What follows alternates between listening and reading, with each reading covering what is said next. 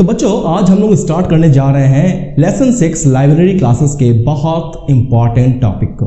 और ये टॉपिक इस चैप्टर का सबसे आखिरी टॉपिक होने वाला है।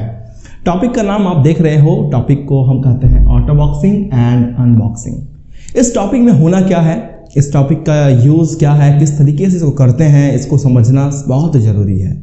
और आज के इस सेशन में हम इसी टॉपिक को बहुत अच्छे से और डिटेल्स में बात करने वाले हैं और समझने वाले हैं कि ऑटो बॉक्सिंग अनबॉक्सिंग क्या होता है। तो बिना समय को वेस्ट करते हुए चलिए शुरू करते हैं।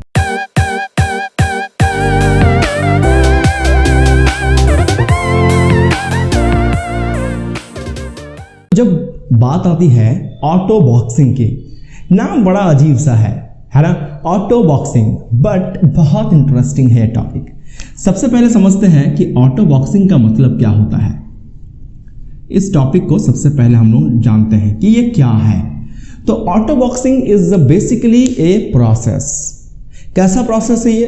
कन्वर्ट करने का प्रोसेस। किसको? तो ये किसी प्रिमिटिव डेटा टाइप को उसके रैपर क्लास के ऑब्जेक्ट में कन्वर्ट करने का टाइप है। यानी कि आपके पास कोई एक प्रिमिटिव डेटा है, प्रिमिटिव डेटा टाइप को ऑटो बॉक्सिंग क्या करता है? कन्वर्ट कर देता है उसके रैपर ऑब्जेक्ट में, रैपर क्लास ऑब्जेक्ट में कन्वर्ट कर देता है। कौन ये कन्वर्ट करता है? ऑटो बॉक्सिंग का प्रोसेस। That's it. सबसे इंपॉर्टेंट, सबसे बेसिक डेफिनेशन कि the process of converting an primitive data type into its respective wrapper class object is known as auto boxing. For example, मान लिया जाए कि आपके पास एक सिंपल बात है कि ये प्रिमिटिव डेटा टाइप को हम कन्वर्ट कर रहे हैं रैपर क्लास के ऑब्जेक्ट में। तो फॉर एग्जांपल आपके पास एक रैपर क्लास है, उसका नाम है इंटीजर। ये इंटीजर क्या है? Integer is a wrapper class. और इसके साथ में हम लिख देते हैं suppose val is the object of refer class integer is equal to, मैं लिखता हूं यहां पर न्यू, फिर अगेन इंटीजर। ठीक है, अगर मैं ये लाइन लिख देता हूं, इसका मतलब क्या है? इसका मतलब ये है कि इंटीजर क्लास का एक ऑब्जेक्ट है वैल नाम का, जिसको हम क्रिएट कर रहे हैं। न्यू मतलब क्या होता है? मेमोरी एलोकेट कर रहे हैं। किसका? वैल नाम के ऑब्जेक्ट का। और सपोज मैं यहां पर अगर लिख दूंगा 26, तो इसका मतलब क्या हुआ? मैंने इस वैल नाम के ऑब्जेक्ट के अंदर में पास किया है एक डेटा, और वो डेटा क्या है? 26। तो बेसिकली 26 कैसा डेटा है? तो 26 is a primitive data. It is primitive data type जो कन्वर्ट हो रहा है रैपर क्लास ऑब्जेक्ट में, रैपर क्लास ऑब्जेक्ट में।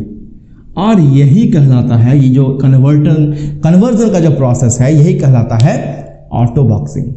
आई होप ये आपको क्लियर है कि the process of converting an primitive data type into its respective wrapper class object is known as auto boxing. कैसे करते हैं इसको? सबसे पहले आपको क्लास का नाम, सपोज आप क्लास लिए हो इंटीजर, एक रैपर क्लास लिए हो इंटीजर, और उसके बाद कोई भी एक object variable equal to new integer, और फिर इस ब्रैकेट के अंदर में आप कुछ भी प्रिमिटिव डेटा पास कर दो, वो आपका कन्वर्ट हो जाएगा या फिर वो स्टोर हो जाएगा इस वैल नाम के ऑब्जेक्ट के अंदर में। और ये वैल किसका ऑब्जेक्ट है? ये वैल इंटीजर नाम के रैपर क्लास का ऑब्जेक्ट है। आई होप यहां तक आपको समझ में आ चुका होगा। सपोज कर लें कि दूसरा एक हम और ले लेते हैं। मान लें आपके पास डबल, आप लिखे हो डबल, और लिखे हो डी इज इक्वल टू, आप लिख रहे हो न्यू एंड लिख रहे हो डबल, और यहां पर लिख रहे हो 12.42। इसका मतलब क्या हुआ कि आपने ये प्रिमिटिव डेटा को कन्वर्ट कर दिया किसमें? रैपर क्लास के ऑब्जेक्ट में। प्रिमिटिव डेटा टाइप कन्वर्ट हो रहा है रैपर क्लास के ऑब्जेक्ट में। सिंपल। वैसे ही आप फ्लोट के लिए करो, वैसे ही आप किसी और के लिए भी कर सकते हो। लेकिन सपोज कर लें कि आप ऐसा लिखे हो double d is equal to 12.42। तो आप मुझे बताओ कि इसमें और इसमें क्या डिफरेंस आपको पता चल रहा है। तो सिंपल बात है कि ये जो d है ये इस डबल नाम के क्लास का ऑब्जेक्ट वेरिएबल है, और यहाँ पर जो d है ये इस डबल नाम के डेटा टाइप का वेरिएबल है।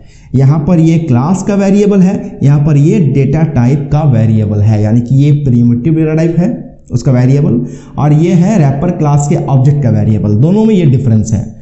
यहाँ पर मेरा वैल्यू जो है 12.42 वो डायरेक्टली स्टोर हो रहा है इस वेरिएबल के अंदर में, यहाँ पर जो 12.42 है वो स्टोर हो रहा है इस ऑब्जेक्ट के अंदर में। आई होप आपको यहाँ पर क्लियर हो गया होगा। अब हम लोग देखने वाले हैं कि अनबॉक्सिंग किसे कहते हैं। हमने ऑटो बॉक्सिंग देख लिया। Auto boxing is the process of converting the primitive data type into its respective wrapper class object. अब बात करते हैं अनबॉक्सिंग। अनबॉक्सिंग का मतलब नॉर्मली क्या होता है, किसी भी ऑब्जेक्ट को अनबॉक्स करना, खोलना। यहाँ पर भी कुछ हद तक वैसा ही मीनिंग निकल के आता है अनबॉक्सिंग का मतलब। चलिए देखते हैं, हम लोग बात करने वाले हैं अनबॉक्सिंग के बारे में।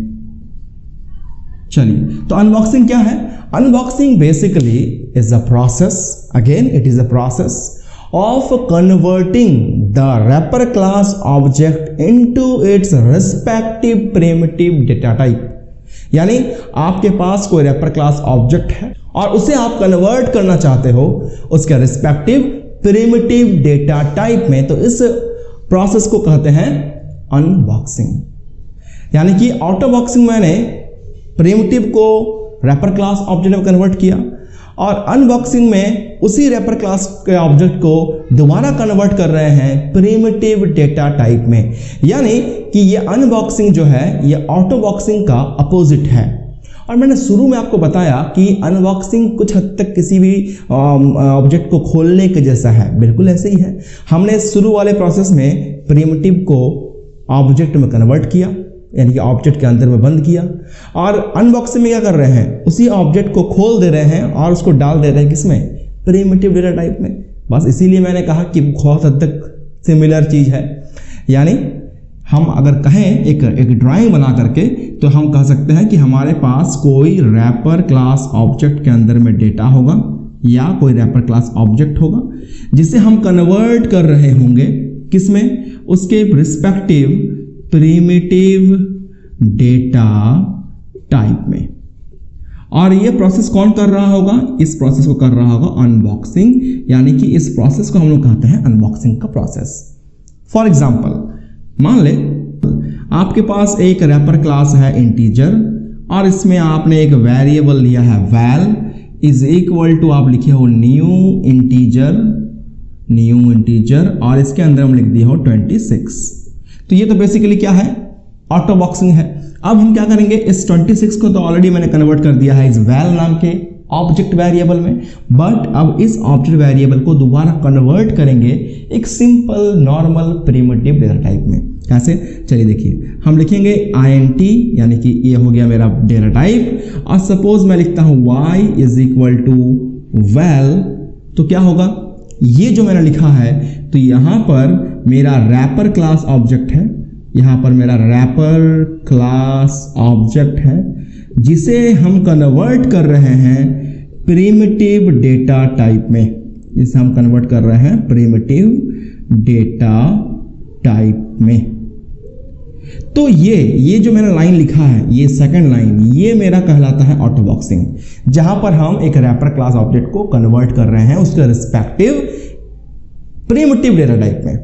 ये सेम काम हम किसी भी तरह के रैपर क्लास ऑब्जेक्ट को कर सकते हैं। फॉर इंस्टांस कि आपके पास कोई रैपर क्लास ऑब्जेक्ट है डबल, तो आप उसके लिए भी यही सेम काम कर सकते हो। जैसे कि मान लीजिए आपके पास है कोई डबल टाइप का एक डेटा, फॉर एग्जांपल ऐसा लिखे हो आप, double d is equal to new double, और इसके अंदर में लिखे हो 12.42। तो ये तो ऑब्जेक्ट में स्टोर हो रहा है डी नाम के ऑब्जेक्ट में, जो कि डबल का ऑब्जेक्ट वेरिएबल है।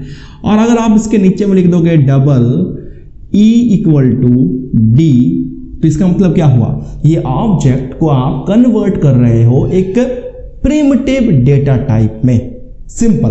तो क्या होगा इससे कि ये जो मेरा डी का वैल्यू है वो स्टोर हो जाएगा इस ई के अंदर में as a primitive data type value. So this is the process of unboxing. And इसके पहले जो हमने प्रोसेस देखा था that was auto boxing. Auto boxing का जस्ट अपोजिट होता है अनबॉक्सिंग. ठीक है, तो आज के वीडियो में बस इतना ही. मिलेंगे आपसे अगले वीडियो में कुछ नए टॉपिक के साथ. तब तक के लिए टेक केयर, खुश रहें, गुड बाय.